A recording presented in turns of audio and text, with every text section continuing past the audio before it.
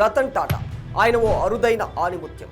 వేల కోట్ల ఆస్తులు ఉన్న అతనిలో అహానికి తావివ్వని తపస్వి. చెప్పాలంటే ఆయన ఓ నికార్సైన దేశభక్తుడు. దేశంలో వ్యాపారవేత్తలు చాలా మంది ఉన్నారు. ప్రపంచ కుబేరుల జాబితాలో బోలెడు మంది ఉన్నారు. కానీ రతన్ టాటా లాంటి వాళ్ళు ఒక్కరే ఉంటారు.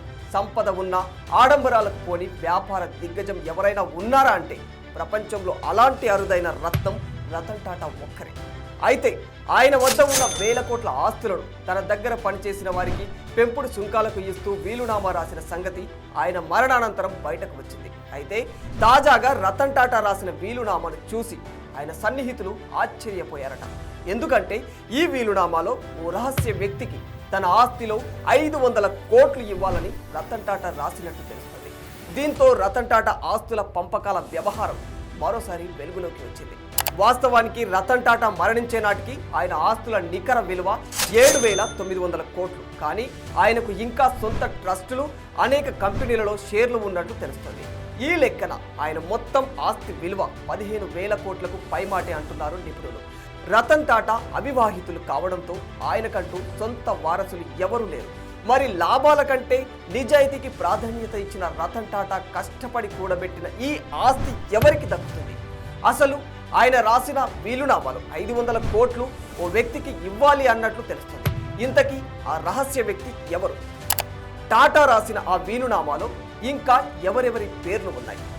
అయితే రతన్ టాటా ఆస్తిలో ఎక్కువ భాగం టాటా సన్స్లో వాటాల రూపంలో ఉంది.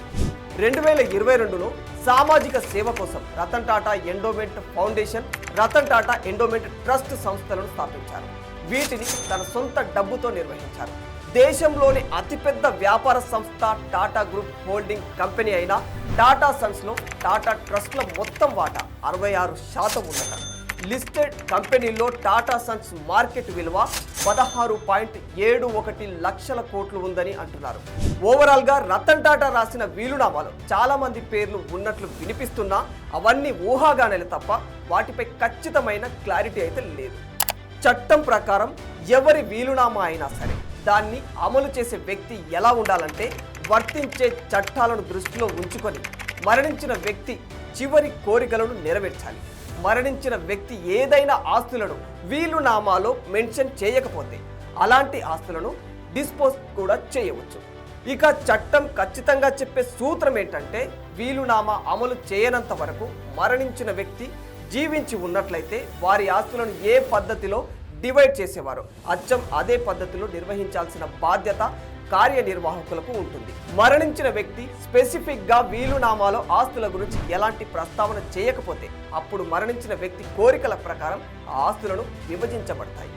ఇక రతన్ టాటా తన వీలునామాలో 500 కోట్లు ఒక వ్యక్తికి ఇవ్వాలి అని చెప్పిన రహస్య వ్యక్తి గురించి మాట్లాడుకుంటే ఆయన మరెవరో కాదు, జంషెడ్పూర్కు చెందిన ట్రావెల్స్ వ్యాపారవేత్త మోహిని మోహన్ దత్తా అని కొన్ని ఊహాగానాలు వినిపిస్తున్నాయి. రతన్ టాటా దగ్గర ఆయన సుమారు 6 దశాబ్దాలుగా ఎంతో నమ్మకంగా పనిచేశారట. తాజాగా గ్రూప్ హోటల్స్లోని తాజ్ సర్వీసెస్తో 2013 నుంచి మోహన్ దత్తాకు చెందిన స్టాలిన్ ట్రావెల్ ఏజెన్సీ కలిసి పనిచేస్తుంది.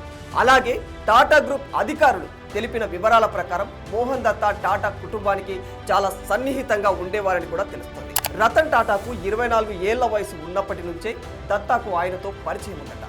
అలాగే ఈ వీలునామాలో చాలా మంది పేర్లు ఉన్నాయి. దశాబ్దాలుగా తన దగ్గర పనిచేస్తున్న వ్యక్తిగత సహాయకులు రాజన్ షా, సుబ్బయ్య పేర్లు, ఇంకా తాను ఎంతో ఇష్టంగా పెంచుకున్న శునకం ఈటో పేరు, అతని ఫౌండేషన్, అతని సోదరుడు జిమ్మీ టాటా, అతని సవతి సోదరులు సిరిన్, డీనా జిజీబోయ్, అతని ఇంటి సిబ్బంది పేర్లు సైతం అందులో ఉన్నట్లు సమాచారం. ఫైనల్గా రతన్ టాటా వేల కోట్ల ఆస్తి ఎవరెవరికి ఎంతెంత దారాదత్తం చేయనున్నారు అనేది మాత్రం ఇంకా సస్పెన్స్ అనే చెప్పుకోవాలి.